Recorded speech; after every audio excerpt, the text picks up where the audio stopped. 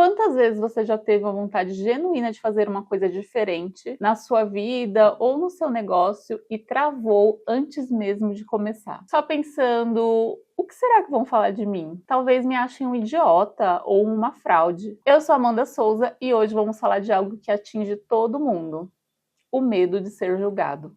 Se você já sentiu isso, respira, não é frescura e não acontece só com você. É muito mais comum do que a gente imagina. E o mais curioso é que muita gente que sente isso acha que lá no fundo que é a única no mundo carregando esse peso, que todo mundo ao redor tem certeza do que faz, menos ela. Essa é a famosa síndrome do impostor. É aquela sensação constante de que alguém a qualquer momento pode te desmascarar. Vão descobrir que você não é tão boa quanto parece ser, que você tá ali por sorte, ou porque ninguém prestou atenção direito no que você realmente entrega. E aqui vem a parte que contraria tudo que a gente costuma imaginar sobre confiança. Quanto mais competente a pessoa é, maior a chance dela sentir exatamente isso. Você já parou para pensar nisso? A pessoa que você mais admira profissionalmente provavelmente sente ou já sentiu isso também, só que ela nunca te contou. Então, só para deixar claro, essa sensação não tem relação nenhuma mesmo, com a sua capacidade real. Ela não é um termômetro da sua competência. Ela é só uma sensação.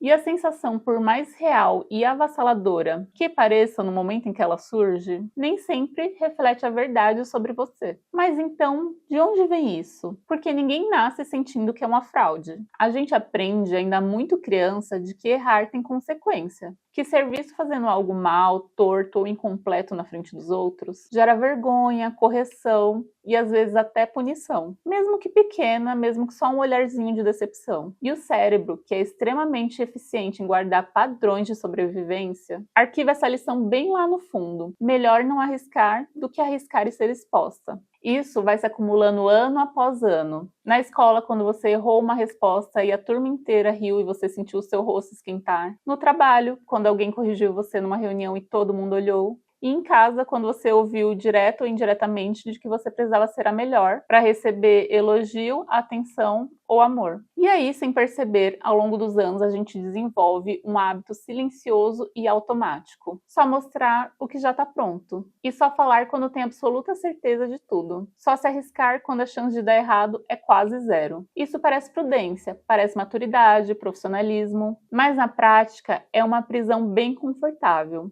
Mas ainda assim é uma prisão. Eu percebo que essa sensação costuma se disfarçar de 3 jeitos diferentes. E talvez você se reconheça em mais de um, porque eu me reconheço.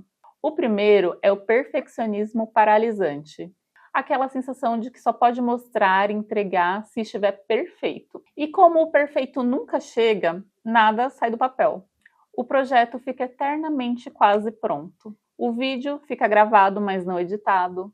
O post fica no rascunho e o texto fica revisado pela 10ª vez, esperando ficar bom o suficiente. O segundo é a necessidade de se explicar demais. Você já reparou que muitas vezes você justifica o seu preço, sua opinião, decisão, mesmo quando ninguém pediu explicação nenhuma? Ah, eu cobro esse valor porque eu decidi fazer assim porque... Isso, na maioria das vezes, não é educação, é medo de ser julgado. Uma tentativa de se blindar antes que alguém questione. E o terceiro é a autossabotagem de não é a hora ainda. Você adia de novo, e sempre tem um motivo lógico ou razoável, como preciso estudar mais um pouco, preciso ajustar um detalhe.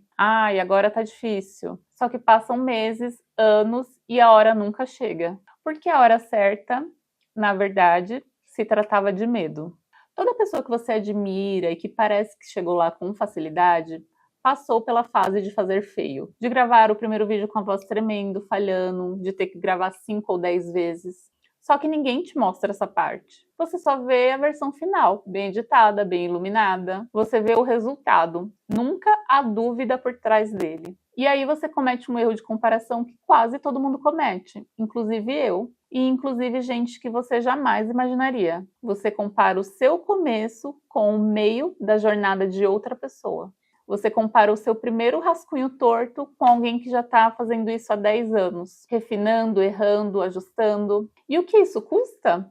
Custa a ideia que você não desenvolveu porque achou que não estava boa o suficiente ainda para tentar. Custa o projeto que ficou engavetado, esperando o momento perfeito que nunca chega.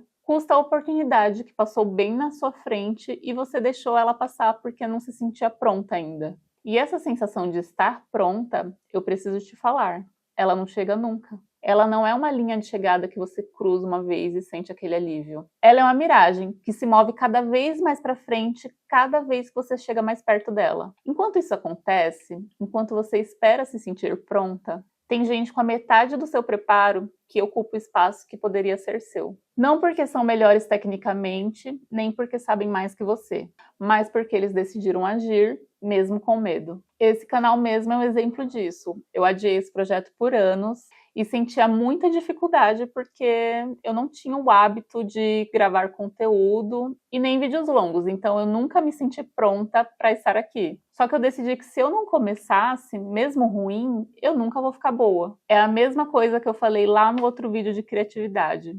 Eu estou aqui gravando para ficar boa, não esperando ficar boa para começar a gravar. A questão aqui não é eliminar o medo.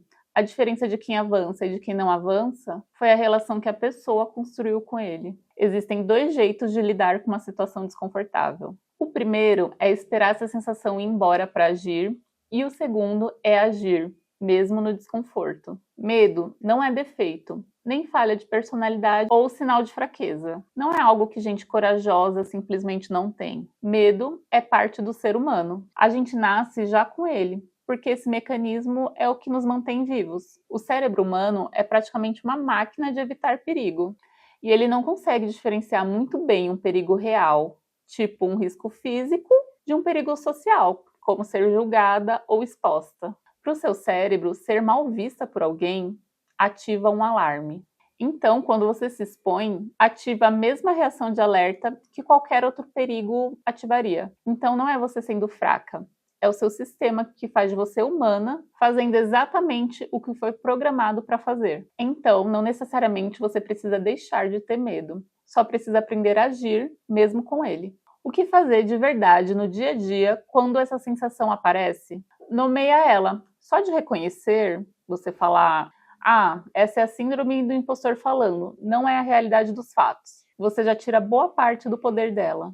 Ela cresce no silêncio. E quando você nomeia, você separa o que é você e o que é a sensação. Você não é o que a síndrome do impostor falou. Você só está sentindo ela agora. Uma outra maneira de enfrentar isso é esperar a confiança chegar antes da ação. A gente acha que primeiro vem a confiança e depois a coragem de agir. Mas é o oposto. A confiança é uma consequência de ter agido apesar do medo. Ela se constrói depois, na repetição, e nunca antes, na espera. Ninguém se sente pronta antes. As pessoas que parecem prontas só decidiram seguir em frente, mesmo sem se sentir assim. E cada vez que você faz isso, que você age com o medo do lado, ao invés de esperar ele ir embora, esse medo perde um pouco de força. Ele não desaparece de vez, mas ele perde o domínio sobre você. Então, depois de fechar esse vídeo, pensa naquela coisa que você está adiando, só esperando ficar boa o suficiente para começar a fazer, e já começa a executar. E lembre-se, o mundo é dos corajosos, não dos perfeccionistas. E claro, se você gostou desse conteúdo, já se inscreve no nosso canal, porque aqui toda semana a gente fala sobre branding, posicionamento e empreendedorismo.